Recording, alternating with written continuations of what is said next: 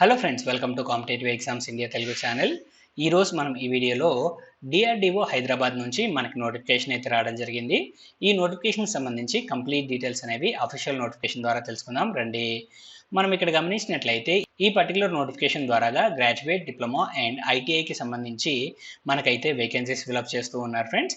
ఇక్కడ గ్రాడ్యుయేట్ అప్రెంటిస్కి మనం అప్లై చేసుకోవాలి అనుకున్నట్లయితే మనం బీఈ లేదా బీటెక్ అనేది చదువుకోవాల్సి ఉంటుంది. ఈసీఈలో కానీ లేదా ట్రిపుల్ఈలో కానీ లేదా సిఎస్సిలో కానీ లేదా మెకానికల్ లేదా కెమికల్ స్ట్రీమ్స్లో గ్రాడ్యుయేట్ అప్రెంటిస్కి సంబంధించి 40 వేకెన్సీస్ అనేవి ఉన్నాయి.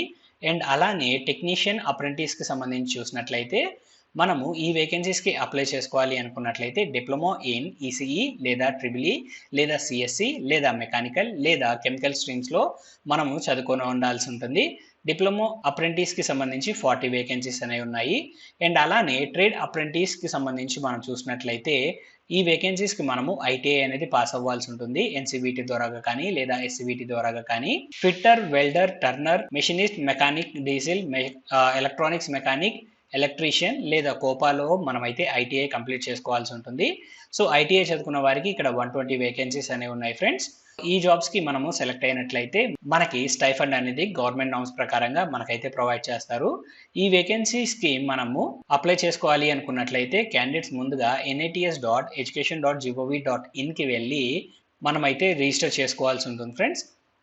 సో వన్స్ రిజిస్టర్ చేసుకున్న తర్వాత అదే పోర్టల్లో మనమైతే enrolment ID STL RAC 00001109 select చేసుకొని మనమైతే ఈ నోటిఫికేషన్కి అప్లై చేసుకోవాల్సి ఉంటుంది.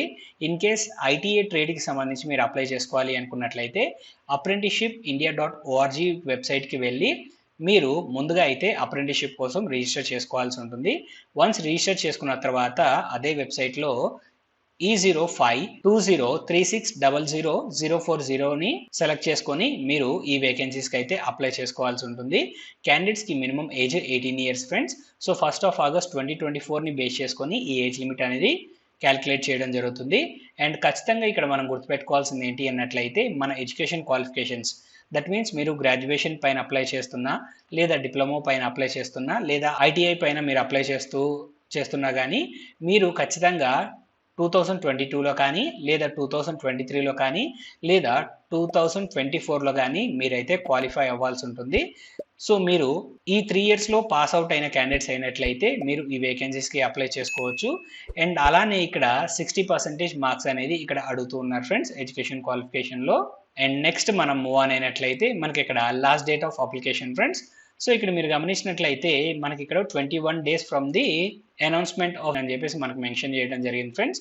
సో ఆ రకంగా మనం చూసుకున్నట్లయితే మనకి లాస్ట్ డేట్ వచ్చేటప్పటికి 16th of October 2024 అనేది మనకి ఇక్కడ లాస్ట్ డేట్ అవుతుంది.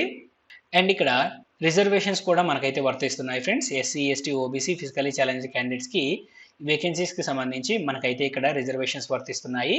సో ఆ సెలక్షన్ ప్రాసెస్ మనం గమనించినట్లయితే అప్లై చేసుకున్న క్యాండిడేట్స్లో నుంచి ఎలిజిబుల్ క్యాండిడేట్స్ని వారికి ఎడ్యుకేషన్ క్వాలిఫికేషన్లో వచ్చిన మార్క్స్ లేదా ఇంటర్వ్యూ ద్వారాగా క్యాండిడేట్స్ని అయితే సెలెక్ట్ చేసుకోవడం జరుగుతుంది ఫ్రెండ్స్. క్యాండిడేట్స్ ఎవరైతే షార్ట్ లిస్ట్ అయ్యారో వారికి ఈమెయిల్ ద్వారాగా అయితే కమ్యూనికేట్ చేయడం జరుగుతుంది. ఈ పాయింట్ అనేది గమనించండి.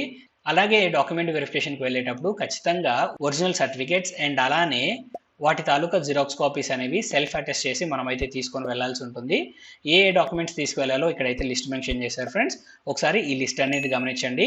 అండ్ ఖచ్చితంగా మన ఆధార్ కార్డ్ అనేది మన బ్యాంక్ అకౌంట్కి లింక్ అయి ఉండాలి ఫ్రెండ్స్. సో ఈ పాయింట్ అనేది గమనించండి. In case me bank account అనేది ఆధార్ కార్డ్కి లింక్ అవ్వకపోతే మీరు వెంటనే లింక్ చేసుకోండి. అండ్ అలానే క్యాండిడేట్స్ ఎవరైతే సెలెక్ట్ అయి ఉన్నారో వారు ఖచ్చితంగా పోలీస్ వెరిఫికేషన్ సర్టిఫికేట్ అనేది తీసుకొని వెళ్లాల్సి ఉంటుంది. సో దట్ మీన్స్ మీరు ఎక్కడైతే స్టే చేస్తున్నారో ఆ స్టే చేస్తున్న ప్లేస్ నుంచి మనమైతే ఇక్కడ పోలీస్ వెరిఫికేషన్ సర్టిఫికేట్ తీసుకోవాలి.